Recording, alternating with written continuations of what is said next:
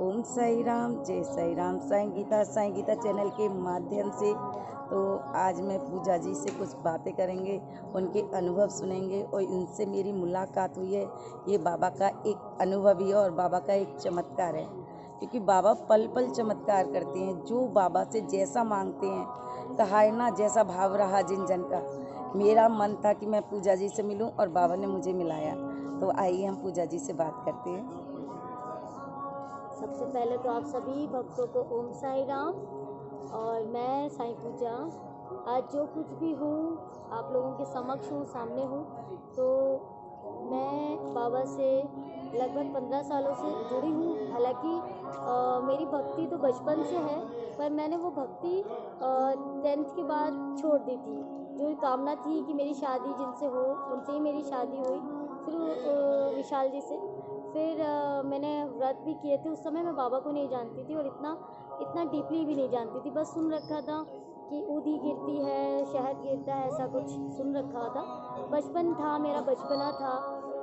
That time I was 16 years old. और मेरी जो इंगेजमेंट हुई मेरी, तो 16 ईयर्स एंड 17 ईयर्स में हमारी शादी भी हुई।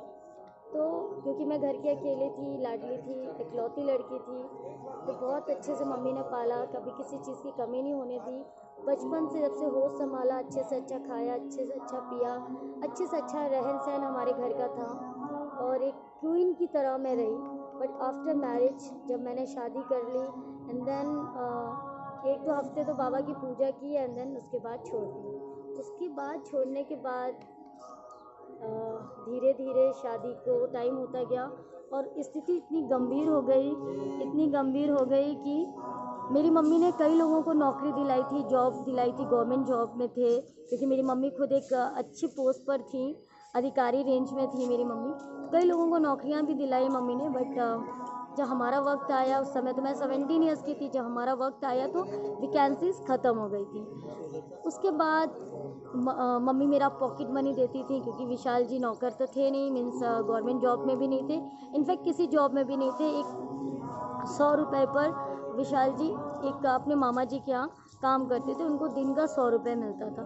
तो एक ये था कि चलो, एक उम्मीद थी कि मेरी मम्मी का इतना नाम है और कहीं ना कहीं जॉब हो जाएगी, कभी ना कभी तो हो जाएगी। बट उस समय ऐसी कंडीशन आई कि सरकार ने वैकेंसीज बंद कर दी। उसके बाद मम्मी तो मुझे पॉकेट मनी देती थी, उससे घर चलता था, मगर दिन प्रतिदिन मैं कभी मम्मी ने मुझे मांगना नहीं सिखाया।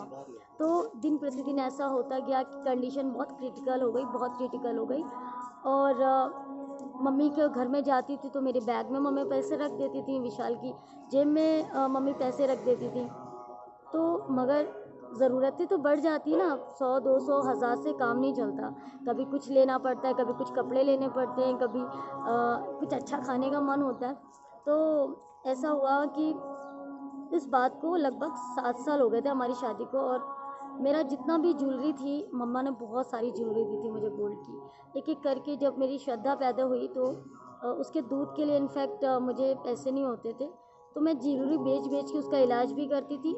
और मम्मी डब्बे भेजती थी दूध के, पर डिब्बा जल्दी ख़त्म हो जाता था, तो क्या करूँ, फिर ज्वेलरी बेच देती थी। ऐसी क्रम चलता था और हमारा इतनी ढेर सारी ज्वेलरी थी मेरी ख़त्म हो गई। एक वक्त ऐसा आया जब हमारे पैर में बिछियाँ भी नहीं थी, पर मैंने कभी मम्मी को बताया नहीं, डर के मारे कि मम्मी, मैं कभी किसी शादी में भी नहीं जाती थी।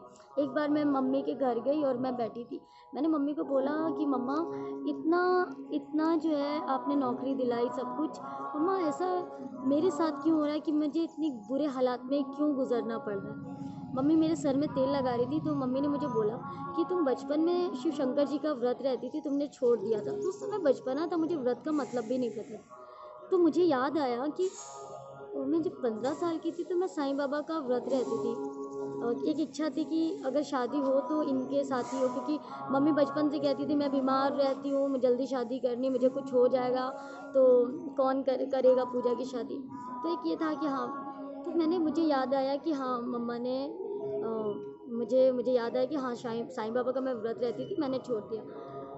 ओ माय गॉड, मैंने मम्मा मेरी जो है यहाँ शिरडी आ चुकी थी और छोटी छोटी सी फ़ोटोज़ लाई थी तो मैंने क्या किया, वो फ़ोटो मेरे ड्रेसिंग टेबल में रखी हुई थी, मैंने वो फ़ोटोज़ उठाई, शेडें समा इतनी छोटी छोटी सी थी, और मैं घर लेके गई, और घर पे लेके गई और मैंने लाल तूल बिछाया और उस पर बाबा को विराजमान किया। उस समय मेरे घर में कोई बाबा का मूर्ति नहीं थी, तो मेरे घर में मैंने स्थापित तो कर दिया। सेकंड डे था गंगा स्नान, तो मैंने उस दिन से पूजा आरंभ की, और फिर उसके बाद घर में कोई नहीं था। सेकंड डे थर्ड डे कोई नहीं था, मैंने क्या किया, सेटर बंद किया और मैं घंटे बजाने लगी, बहुत तेज़ तेज़ रोने लगी कि मैं कहाँ जाऊँ, मेरे पास कुछ नहीं है, मैं आपकी शरण में हूँ, मेरे पास कुछ नहीं है बाबा। मैं बहुत रो रही थी और घंटा बजाती जा रही थी, रोती जा रही थी, घंटे बजाती जा रही थी। तो बाबा की एक फ़ोटो जो मैं लेके गई थी, तो बाबा का जो ये दाढ़ी थी पूरी वाइट थी, क्योंकि मुझे अच्छे से याद है पूरी वाइट थी। मैंने बाबा को विराजमान किया था, पूजा की थी, तो वो देखा कि धीरे धीरे जो ये हिस्सा था वो धीरे धीरे जो है ब्राउन होता चला गया। तो मुझे लगा, मैं देख रही हूँ उसको गौर से और रोती जा रही हूँ, तो बाबा मुझे बता रहे थे तुम मुझे देख रही हो, मैं तुम्हें सुन रहा हूँ। तो मुझे ऐसा लगा कि शायद मेरा भ्रम है, तो उस दिन तो बात ख़त्म हो गई। एंड देन उसके बाद 3 या 4 दिन के बाद घर में फिर कोई नहीं था।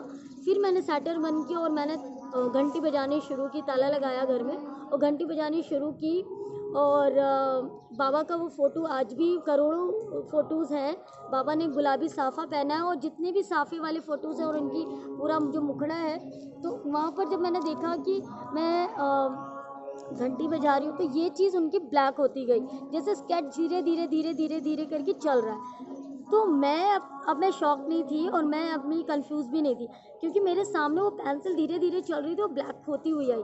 फर्स्ट डे तो ये चीज़ ब्राउन हुई एंड सेकेंड डे ये चीज़ ब्लैक हुई। ये मेरी आंखों के सामने मैंने देखा, बाबा के सामने मैं बैठी हूँ इस वक्त शिरडी में, और मेरे सामने वो होता हुआ चमत्कार मैंने देखा। और बाबा ने उस फ़ोटो के ज़रिए बताया, मैं तुम्हें देख रहा हूँ, मैं तुम्हें सुन रहा हूँ। और उस दिन का दिन और आज का दिन, बहुत मुश्किलें आई, पर मैंने इनका साथ कभी नहीं छोड़ा, कभी नहीं छोड़ा।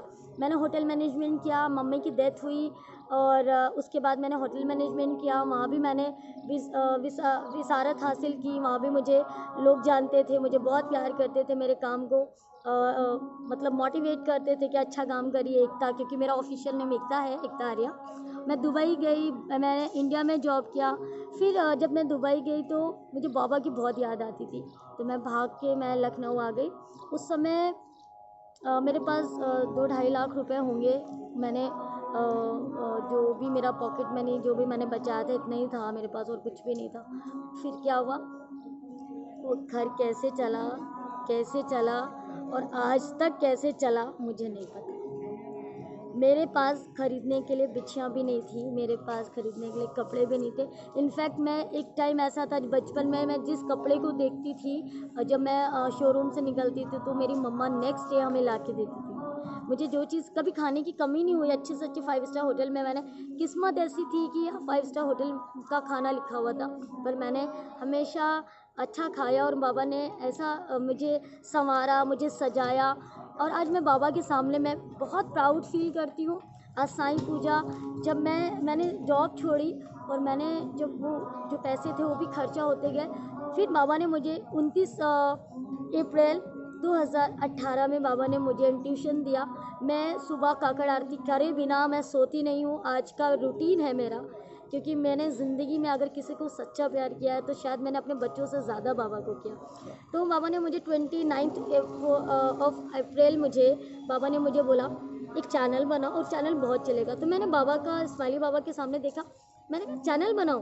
मुझे चैनल का कोई तमीज़ नहीं था, कुछ भी नहीं पता था, 1 to ABCD भी नहीं पता था। मैंने उस वक्त, मुझे कहीं से ललकार आई थी, श्री सच्चिदानंद सद्गुरु साईनाथ महाराज की जय, सिर्फ वो ललकार आई थी और मैंने वो ललकार डाली और मैं बैठ गई। तो मैंने कहा बाबा तो ट्यूशन में कभी झूठ बोलते नहीं, कभी गलत नहीं बोलते, तो अब मैं शूट कैसे करूं, मुझे शूट करना भी नहीं आता था, बोलना भी नहीं आता था। तो मैंने अपने देवर को बोला, उसका नाम शिवा है, मैंने कहा भैया तुम मेरे घर आ जाओ और मेरे पास बहुत सारे एक्सपीरियंस है, अथाह एक्सपीरियंस है, कम से कम अपना एक्सपीरियंस डालो। तो उसने मुझे बोला कि भाभी मेरे एग्ज़ाम चल रहा है, मैं नहीं आ सकता। अच्छा, तो मैंने कहा ठीक है। अब ललकार तो डाल दी थी, अब हफ्ता भर हो रहा था कि बाबा ने तो मुझे बोला ही चैनल बहुत आगे जाएगा, मैं क्या करूं? फिर मैंने विदाउट वही मेकअप, विदाउट गंदे से कपड़े पहन के जो घर में पहनती थी, उससे मैंने स्टार्ट किया। फिर मैंने अपनी बेटी को भेजा, उसने कहा मम्मी ठीक है, श्रद्धा को भेजा।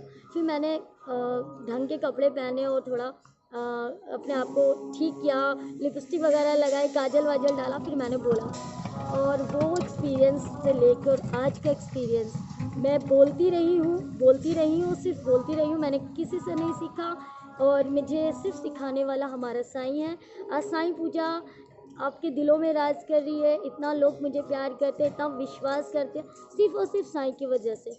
तो मैंने उस बुरे वक्त में साथ नहीं छोड़ा। जब मेरी माँ ख़त्म हुई तो लोगों ने बोला, क्योंकि लोगों ने बोला कि मम्मी पॉकेट मनी देती थी ना मुझे, तो उस समय होटल मैनेजमेंट तो किया नहीं था, तो उस समय लोगों ने मुझे बोला कि इसके जब मम्मी बहन जी ख़त्म होंगी तो पूजा के हाथ में कटोरा आ जाएगा। क्या? कटोरा आ जाएगा। क्योंकि बहुत पूजा मुझसे बहुत लोग जेलस करते थे, क्योंकि मैं इतनी रईसी में रही थी। तो मुझे बोला कि पूजा के हाथ में एक देखना एक दिन कटोरा आ जाएगा। मुझे बहुत डर लगता था। मैं मम्मा को बोलती थी, मम्मी मम्मी तुम अगर नहीं रहोगी तो मुझे कौन संभालेगा? मैं बैठ के रोती थी, क्योंकि मैं इकलौती लड़की थी। मम्मी कहती थी, मम्मी बोल नहीं पाती थी क्योंकि उनको कैंसर था, जबड़े का कैंसर था। तो वो कहती थी मुझे इशारे में, हम हैं और बाबा है, कभी तुम्हारे पास पैसे की कमी नहीं होगी, कभी खाने की कमी नहीं होगी, बाबा है ना, बाबा है ना। तो मैं एक डर के साए में जीती थी। मम्मा की आंख बंद हुई और फिर जब मैंने पूजा 40 दिन बाद स्टार्ट की, तो मैंने बाबा से बोला, देख बाबा, अभी मेरे पास मम्मा नहीं है, अभी तुम ही हो। और वो तारीख और आज की तारीख, बाबा ने मुझे कभी रोने नहीं दिया। फिर बाबा ने मुझे दुबई भेजा, फिर मैं दुबई भी छोड़ के आ गई, दिल नहीं लगता था। फिर उसके बाद मैं चैनल स्टार्ट किया, आज आपके सामने हूँ, साईं पूजा चैनल। इतना लोग प्यार कर रहे हैं, इतना लोग देख रहे हैं, मेरे ऊपर इतना विश्वास करते हैं, और ये विश्वास सिर्फ श्री साईं की बदौलत है। और मैंने साईं सच्चरित्र से बहुत कुछ सीखा। साईं सच्चरित्र एक ऐसा माध्यम है कि मैं बहुत गुस्से वाली थी, बहुत एटीट्यूड भी था, बहुत चिड़चिड़ी भी रहती थी, कोई मुझे बोल देता था मैं बहुत चिल्लाती थी, पर साईं सच्चरित्र ने मुझे बदला, बाबा ने। और मैं साईं पूजा देखो शिरडी में है और कैसा दुलार इनको आ रहा है। तो आप लोगों को बस मैं एक ही चीज़ बोलूँगी, आप लोगों को एक ही चीज़ बोलूँगी, हारना नहीं है, हार के बाद जीत है, हार के बाद जीत है। और मैंने बाबा को बहुत महसूस किया, बाबा के इंट्यूशंस बहुत सच्चे होते हैं, और मैं बाबा को बहुत ही दिल से चाहती हूँ, और मुझे ऐसा लगता है कि वो मेरे साथ हैं, और पग पग पे उन्होंने हमेशा साथ दिया है। तो आपने हारना नहीं है, आपने पैर पकड़े रहना। अगर आधी रोटी मिल रही है ना, आधी रोटी खाओ, बाबा कब तक नहीं देंगे? एक दिन बाबा को हारना पड़ेगा, एक दिन बाबा को देना पड़ेगा। बाबा समझ जाएंगे कि ये मेरे बिना कहीं नहीं जाने वाला, मैं इसको भूखा भी रखूँगा। वैसे तो बाबा कभी रखेंगे नहीं, पर बाबा ऐसा सोचेंगे कि अगर मैं भूखा रखूँगा तब भी ये मेरे को छोड़ के नहीं जाएगा। वो भाव लेके आइए कि आप बाबा के पास ना जाए, बाबा आपको अपने पास बुलाए, ऐसा अपने अंदर। तो मैं यही कहूँगी कि स्ट्रॉन्ग बनो, हालात कुछ भी हों, बाबा को नहीं छोड़ना है। मैंने कुछ लोगों को देखा कि अगर उनको बाबा से कोई फ़ायदा या चमत्कार नहीं मिलता तो वो रास्ता बदल देते, तो ऐसा ना करें। बाबा ज़रूर सुनते हैं, वो आपकी इतनी धैर्य की परीक्षा लेते हैं। और श्रद्धा सबूरी बाबा के 2 मंत्र हैं, इसको अपने जीवन में उतारिए। आज 15 सालों में मैंने बाबा को, आज मेरी माँ को बाबा डेथ हुए 9 साल हो रहे हैं, और आपको बताऊँ इन 9 साल में बाबा ने मुझे ना धन का अभाव दिया, ना कपड़ों का दिया, ना खाने का दिया, कुछ भी नहीं दिया। और हमेशा दिन प्रतिदिन आप लोगों के सामने हूँ, दिन प्रतिदिन अच्छे से रह रही हूँ, लोगों की मदद के लिए आगे आती हूँ, और ये सब मुझे बाबा प्रेरणा देते हैं। और मैं क्या थी? खाक थी, क्या थी? राख थी, और आज बाबा ने मुझे तराज दिया, मुझे हीरा बना रहे हैं, और मैं और चमकने की कोशिश कर रही हूँ। मुझे बहुत सीखना है, बहुत सीखना है, और बहुत अच्छा बनना है। और एक चीज़ और भी बोलूँगी, किसी की निंदा मत करें, क्योंकि जितना निंदा करने वाला गुनहगार है, उतना निंदा सुनने वाला भी गुनहगार है। श्री साईं सच्चरित्र पढ़ें और साईं साईं का जाप करें। इस साईं नाम में बहुत कुछ है। इस साईं नाम में बाबा कहते हैं ना कि शिरडी आओ, इतना इतना सोना भरा कि ले जाओ, पर आपके अंदर इतनी काबिलियत होनी चाहिए। सोना का मतलब कि अगर आप कुछ भी मांगोगे सब कुछ मिलेगा। तो आपको क्या करना है, किसी की निंदा नहीं करनी है, परोपकार करने, कर्मा करने। कर्मा हमें प्रधान बनाते हैं, और दूसरी चीज़ हम कर्मों की पोटली, हम हीरा मोती कुछ भी बना लें पर वो संसार से लेके नहीं जाते ऊपर, हम अपने कर्मों की पोटली लेके जाते हैं। इसलिए कर्मा कीजिए। हमारे कर्म हमें प्रधान बनाते, हमें उच्च बनाते हैं। अपनी जो आप आजकल मैं देख रही हूँ निगेटिव थॉट्स बहुत आ गए हैं लोगों के दिल में, तो इन निगेटिव थॉट्स से क्या मिलेगा आपको, बताओ मुझे। इन निगेटिव थॉट्स को कैसे हटाएं? साईं बाबा के 11 वचन सुने, बाबा का पारायण करें। साईं सच्चरित्र का पाठ उसी को पारायण कहते हैं। और साईं कष्ट निवारण पढ़ें, स्तवन मंजरी का पाठ करें। और धीरे धीरे अगर आपको लगता है कि आप डिप्रेशन में जा रहे हो, एंजाइटी के पेशेंट हो रहे हो, तो आप वहाँ से हट जाओ। आप दूसरी चीज़ें देखने लगो, मूवी चले जाओ, फ्रेंड्स के पास चले जाओ, पर प्लीज़ डिप्रेशन में मत जाओ, क्योंकि डिप्रेशन आपको ज़िंदगी नहीं देता, मौत देता है। इसलिए अगर बाबा की शरण में जा रहे हो तो सच्चे मन से जाओ, कोई शक नहीं होना चाहिए, सिर्फ श्रद्धा श्रद्धा और श्रद्धा, और उसके साथ सबूरी। तो मेरा एक्सपीरियंस कैसा लगा कमेंट बॉक्स में ज़रूर बताएं। और मेरे पास I have lots of experience, तो मैं आगे भी साईं गीता को एक्सपीरियंस देती रहूँगी। बहुत सारे एक्सपीरियंस है, अच्छा एक्सपीरियंस है, मैं बता नहीं सकती हूँ। मैं अभी बैठी हूँ, ये भी एक्सपीरियंस है कि गीता मुझे मिली, और आज मैं साईं गीता पर अपने एक्सपीरियंस भेज रही हूँ। ये भी एक एक्सपीरियंस है, क्योंकि बाबा चाहते हैं कि गीता की मदद की जाए, और गीता बहुत अच्छा काम कर रही है। क्योंकि स्टार्टअप मेरा ऐसा ही था कि मैं लोगों के साथ जाके एक्सपीरियंस लेती थी, और एक्सपीरियंस का मतलब है कि जब मैं 10 लोगों को जोड़ पाऊँ, किसी का एक्सपीरियंस लिया, उसके साथ चमत्कार हुआ, वो 10 जब इसने एक्सपीरियंस डाला तो 10 लोग जुड़ेंगे, और 10 लोग जब जुड़ेंगे तो उससे क्या होगा कि उनका भला होगा, हमारा भला नहीं होगा। हमारा तो उद्देश्य है कि आप लोग बाबा को जानो, हमारा क्या भला होगा, बताओ मुझे। हम चाहते हैं कि जो लोग ग्रस्त हैं परेशानियों से, उनको उस परेशानियों से मुक्ति मिले। तो आप लोगों के पास एक्सपीरियंस है, तो जो लोग इस वक्त एक दलदल में घुस रहे हैं, मीन्स एंजाइटी, डिप्रेशन, निगेटिविटी में है, तो उनको मोटिवेट होगा और वो बाबा के रास्तों पे जाएंगे, उनका भी भला हो सकेगा। इसलिए जिनके पास भी एक्सपीरियंस है तो प्लीज़ शेयर करें, गीता अच्छा काम करी, इसलिए मैं इसका साथ दे रही हूँ। मैं अन्य चैनल का, मैं बाबा का काम करूँगी, और मैं जो गलत लोग हैं या गलत चीज़ें कर रहे हैं, मैं उनका साथ कभी नहीं दे सकती। गीता बहुत अच्छा काम कर रही है, सो गीता का भी एक्सपीरियंस हमारे चैनल पर आएगा, और ऐसे गीता को बढ़ावा दें, ऐसे गीता भी बहुत अच्छे रैंक में जाए, बहुत अच्छा चैनल बने, क्योंकि ये धूप में जाती है, मंदिर में जाती है, बरसात में जाती है, और अपने भूख प्यास, हम लोग ऐसा करते हैं ना, भूख भी रहती होगी, मैंने एक्सपीरियंस ले लें, तो इस तरह से हम लोग काम करते हैं। तो धूप में जाती है, अभी क्या ना गर्मी हो रही है, बहुत थपेड़े पड़ते हैं चेहरे पर, बहुत थप्पड़ पड़ते हैं, उसको देखिए कि हमारी मेहनत क्या है। तो इस चैनल को आगे बढ़ाइए। साईं पूजा चैनल भी आपका है, साईं गीता भी आपका है, तो प्लीज़ आप लोग, और साईं लीला टीवी भी आपका है, क्योंकि अभी साईं लीला टीवी साईं पूजा के साथ भी जुड़ चुका है। तो जिनके पास एक्सपीरियंस है, साईं लीला टीवी, साईं पूजा चैनल और साईं गीता चैनल पर ज़रूर बताएं। और अगर मुझसे ज़रा भी गलती हुई हो तो मुझे माफ़ करें, और बस यही कहेंगे कि आप अपनी ज़िंदगी में साईं को लाएं, और फिर अपनी ज़िंदगी में रंग भरते हुए देखिएगा। ये मेरा खुद का एक्सपीरियंस है। ओम साईं।